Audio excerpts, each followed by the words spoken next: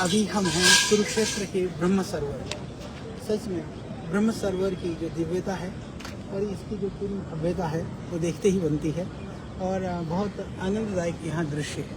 यद्यपि इस ब्रह्म सरोवर की बहुत ही महिमा है और इसलिए है क्योंकि यहाँ पर भगवान श्री कृष्ण ने जहाँ भगवान का जो उपदेश भगवद गीता के रूप में पूरे मनुष्य को मिला था वही स्थान है कुरुक्षेत्र।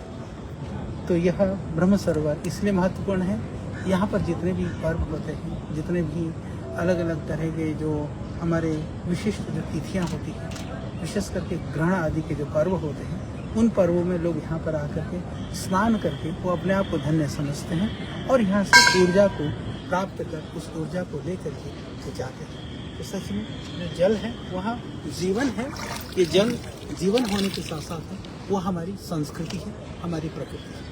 वस्तुतः सनातन वह सम्मान की संस्कृति है। हम जहाँ पशु पक्षी से लेकर के धरा की सभी वस्तुएं, हम जल का भी सम्मान करते हैं, अग्नि का भी सम्मान करते हैं, वायु का भी सम्मान करते हैं। वह संस्कृति है क्योंकि धरा पर यदि हम मानव जीवन की कल्पना करते हैं तो जिससे मानव जीवन है, जल जीवन है, जल अमृत है, तो ये अमृत कुंड है।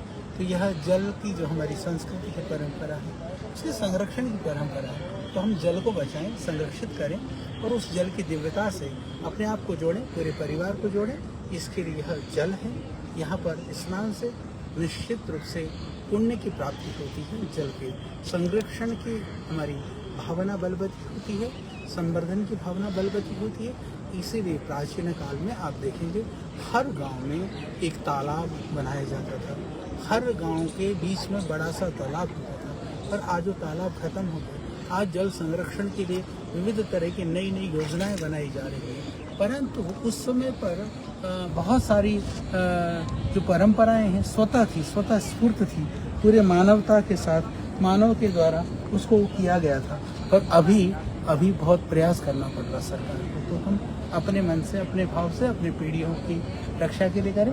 इस ब्रह्म सरोवर से कल अंतर्राष्ट्रीय योग दिवस होगा, तो उसकी बहुत सारी शुभकामनाएं और आप सब लोग योग करेंगे, निरोग रहेंगे, ये हमें पूरा विश्वास है। तो आइए योग से जुड़ें, सनातन से जुड़ें, परंपरा से जुड़ें और स्वयं को आनंदित करें।